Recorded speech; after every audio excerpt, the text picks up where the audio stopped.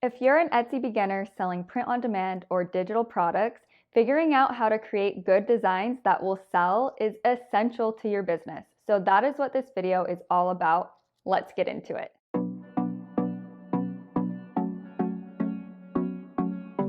I'm Shay. I started my Etsy store in January of this year, and my goal is to build it to a six-figure store by the end of the year. I share my sales numbers each month, I share my progress towards that six-figure goal, and I also share strategies and literally just everything I'm doing to grow my brand new Etsy store. So if that interests you, if you also want to build a six-figure store, or you just want to hear strategies and what to expect as a beginner on Etsy, please like, subscribe, and follow along. So this video is part 3 of a 5-part series where I'm revealing every strategy I've used up until this point. So in part 1, I talked about mindset and developing a system that will consistently grow your new store. In part 2, I talked all about niche research. That's a really great video to check out as well. And then this is part 3 where I'm talking all about how to create good competitive designs that are actually going to sell as a beginner. I wanted to break this up into 2 different videos because I really want to make sure that I get into detail about sort of 2 separate topics when it comes to designing on Etsy. So one topic is actually creating the designs. And in the second video related to design, I'm actually going to talk about how I'm designing my listing photos, how I'm designing my banner, and how I'm designing, the PDF that people download once they purchase one of my items. So that's why it's separated into 2 different parts. For people who are selling print on demand or digital products, the design part of your business is likely going to be the most time-consuming part. So it's extremely important to approach that strategically and with a plan. So if you've watched my other videos, you know that I have a step-by-step process for literally everything I do in my business. It's just how my brain works. So of course, this is no exception. So in this video, I'm going to talk about the 4 steps that I use when I'm designing competitive products that are going to sell. This video is packed with value and even includes a bonus tip that has been the #1 design mistake that I've made so far in my business. So I share that mistake and how you can avoid it. Okay, so let's get into the steps that I use to create designs that will sell as a beginner on Etsy. So step #1 is to research what is already selling well for this product. And you'll do this research obviously by looking in Etsy. There are some other tools that I use as well, like eRank and Allura or Everbee, that you can use to help with this research. You want to just take note of literally everything about those listings, and then you'll start to see patterns. You'll start to see certain styles that are selling better than others. And you also want to pay attention to if there are newer shops or newer listings that are selling well for these products and what they're doing. Is there something different that they're doing to get sales now than maybe some of the more established products? So let's dive in deeper and I'll show you an example. Okay, so the product that I've chosen to look into an example for is Wedding Timeline. When we were doing the niche research video, we had identified that as a potential product. Um, so what I'm doing is I'm just searching on Etsy and I just want to look for what are some popular styles, what are, some trends and things that are showing up on the first page. The other thing is normally I would want to do this research in an incognito tab on Etsy because it wouldn't skew my results based on what I've already searched, and it just gives you a better idea of what is actually coming up in search. But in order to use Allura or Everbee, you need to be on an actual browser, not your incognito browser. So that's just a side note. Okay, so I'm already seeing a handful of trends. So we have like a wedding, uh, what's the word, newspaper type of style. There's this combo of the timeline and um like an info card for the wedding party. There's a lot of these with icons. I really like that. Um, Obviously, pay attention to which ones are ads and not ads. The ones that aren't ads obviously are naturally ranking, which is amazing. This one is amazing that they're a very new shop and they're on the first page and they've already made an estimated of almost $50. So that would be something to take note of. I love how they're using a cursive and also like a minimal type of font. This one, let's see if this one has done well. Yes, and they're quite a new store, it seems like. Obviously, to confirm that, you would want to, research this further. This one is interesting. It's like a photographer wedding timeline. That's fascinating. I didn't even think of that as a potential product. So maybe what you could do is as you're making your wedding timelines, you could make a photographer version because it looks like they're just saying like, okay, at this time we're doing these shots and at this time we're doing these shots. So that's interesting. Okay, this one is by a newer shop as well. Wow. Okay, well, people like this one. This shop, we don't know this shop's marketing strategy. Maybe they have a massive, Instagram following or something, and they're sending people to this listing. But yeah, that is interesting. And that's a very modern sort of style. So yeah, you would just go through, just take note of things that seem to be working well for other people. If there's newer shops that are selling well, just take note of the features of those items as well. And just, we're just looking at everything that is popular for this product currently. Okay, the second step in my design process is to consider trends and things that are selling well in other niches. And this can be a super strategic way to design in your own niche because you can be one of the first people to incorporate these new trends or new features that maybe this niche doesn't quite have yet.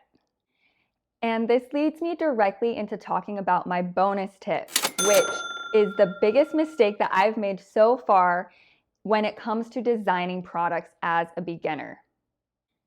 And I feel like it's really easy to fall into this trap. So, what I used to do a lot is I would do step number one, I would do lots of research about the products that are already selling well. And then I would draw inspiration from those products and create a similar version. Obviously, I wasn't copying anything, it was my own take on it, my own spin, maybe, my own colors and my own format. But it really wasn't any different than the existing products. And this can really impact your store as a new shop owner because if you think about it, if you're selling a similar product with similar features at a similar price, but you're a brand new store and the Etsy algorithm maybe doesn't like you a lot yet, or you just simply don't have a lot of sales and a lot of reviews to sort of back up your shop, you're not necessarily going to be able to compete very well with the existing products that are out there if you're just basically selling the same thing, just maybe packaged a little differently. And this is definitely a trap that I've fallen into again and again. And even now, I have to conscientiously think about okay, I don't want to just compete with the competitors, I want to find ways to out-compete. And that can be done in so many different ways. And as you get better and better at this, you will find better ways to outcompete. But let me just give you a couple of ideas. So, to outcompete, it could be as simple as just offering your product in a better color, a trendier font, or maybe you offer it in more sizes. Another example of this is simply making the design more editable. So this is something that I do quite frequently because I'm making Canva templates, and a lot of my competitors actually just have PDFs, like fillable PDFs, where there's only a few spots on the PDF that is actually customizable by the customer, versus my products are a Canva template, right? So it's completely customizable and they can change whatever they want in it. They can change colors, fonts, move things around, delete things, whatever. So having that kind of feature is another way to stand out and to outcompete. There could also be gaps in the market, right? There could be specific problems that your customer has that the current products aren't necessarily meeting, and so you could find a way to fill those gaps in the market. Another way to think about this, and something that I've been trying to think about a lot more as I'm designing, is how can I create an offer that the customer simply cannot refuse? So that could be as simple as creating a bundle of something that just has items that the competitors simply don't have. So when the buyer comes across yours and they're comparing that to one of your competitors, they're like, wow, it's a no-brainer to go with yours. So just be thinking about that and thinking about ways that you can simply just have a better offer than your competitor. And I will say a caveat to this, I would be very careful with just underpricing your items. I know it's really tempting as a beginner to just be like, okay, well, I'll just price lower and get more sales. That's not necessarily true because people naturally associate the quality of the product with the price of the product. So you definitely don't want to underprice your items. You definitely want to charge what you think they're worth. And if you want to charge more, just simply provide more value to the customer. Okay, so let's hop back over to Etsy where I will go further into this example. So I'm just looking at wedding templates in general. I don't really care about what type of product it is. I just want to see what's selling well for other kinds of products. I immediately am looking at this bar menu. It has icons like we've seen in the wedding timelines, but they're colorful. I think there were a couple of colorful ones that we saw for timelines, but anyways, that could be an interesting thing to incorporate in our design. I love this color combo. I was surprised that there aren't a lot of designs with color for the wedding timeline, so that could be potential. Especially for the ones with icons, the ones that had like the simple doodle type icons. I think that that would be really cute if those were in a trendy wedding color. Okay, I also like this font combination. I think we saw something kind of similar in our previous research, but I like that there's kind of that bold serif font and a scrawly cursive and a modern sleek font for the date. So that could be something to incorporate. A lot of these wedding itinerary templates, they have this like, it's not quite black, it's like a dark slate color. And then a couple of them also have this like sage green. There's this rose color, or I guess that's like a blush, light light blush pink color. Yeah, like that one. So I just want to see. Okay, yeah. Wow, so this is such an awesome example of an item where they're putting their own spin on it and like really standing out. So most of the other timeline templates are very similar as we've seen, but how unique is this? They have that like brown terracotta color that's popular. They have the icons in a color, which I had already mentioned would be a potential idea. I'm not crazy about the little half circle things that they have going on, but it appears to work. So this is a great example of someone that was just like, I see that the market doesn't really have more fun, colorful versions of this, so they went ahead and made that. So yeah, that's super interesting. And it's stuff like that that you would be looking at making as a way to differentiate. Okay, so the other thing I would do at this point is also just be searching in general, like on Google, wedding trends, wedding color trends, wedding style trends, to just see if there are more things that you can incorporate into your designs. Okay, so at this point, we've figured out what's already selling well in the niche, and we've figured out maybe additional features and additional ways that we can stand out from the competition. Now, step 3 is to actually create the design with these things in mind. So let's hop over to Canva and I'll show you what I mean. I want to walk through just briefly how I would design these. So I am in Canva. This is my other Canva account, but I do in my main account, I do use Canva Pro. How I set this up is whenever I start designing something for the first time, I don't just design one version and call it good. I just did a ton of research. I have a bunch of different ideas and different versions and things that I want to test out. So I'm just going to design a bunch of drafts and then decide which ones I'm going to list from there. So the way I do it is I open up a blank Canva template and then I just add in some dividers in a different color. So I have ready to list. So after this divider is where I would put the designs once they are actually ready to list. And then I have drafts. So that's where I would put my draft designs, and a lot of times I make more drafts than I actually list, right? So I might make it really kind of similar versions and be like, okay, I'm actually just going to list this one, test it out, see how it does, and go from there.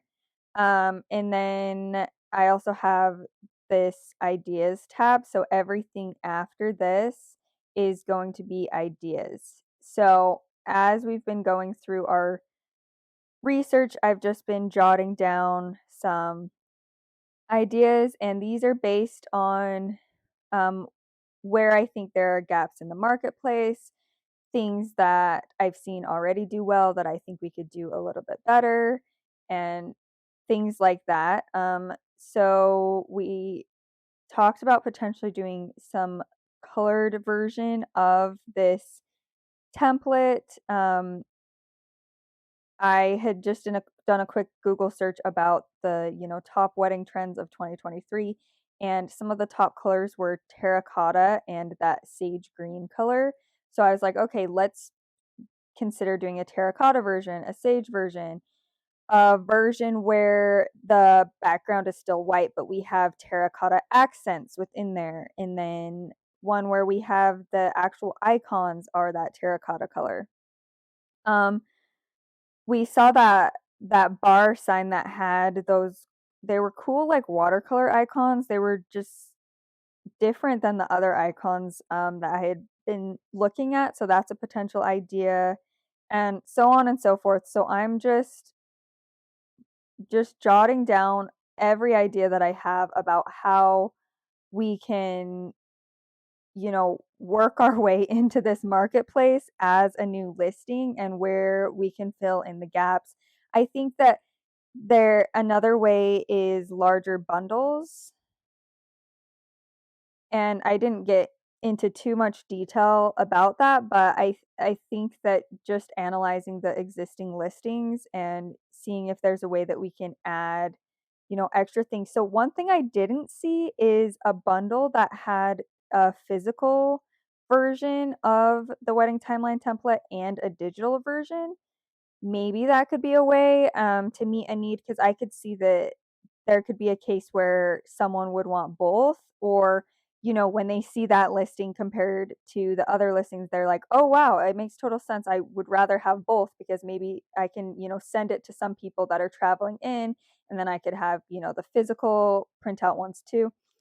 Anyways, that's just an idea. You just want to constantly be looking for ways that you can provide more value and fill in the gaps in the marketplace. So I'm not going to go any deeper into the actual designing of these in Canva. I just wanted to introduce and show you how I actually do this design process. So I would just start designing these, and I probably would end up with multiple versions for each of these ideas, just, kind of depending on what looks better and just trying out different things. I might combine ideas as well. And then as I create designs that I think are good, I move them to the drafts phase, and then review the drafts phase, and the ones that I think are worth listing or worth testing out, then I move to this phase, and then I actually usually will add another of these dividers usually at the end that is for already listed. So once they're listed, I move them back there just so I'm keeping track of what designs I've already listed and what ones I still need to be working on.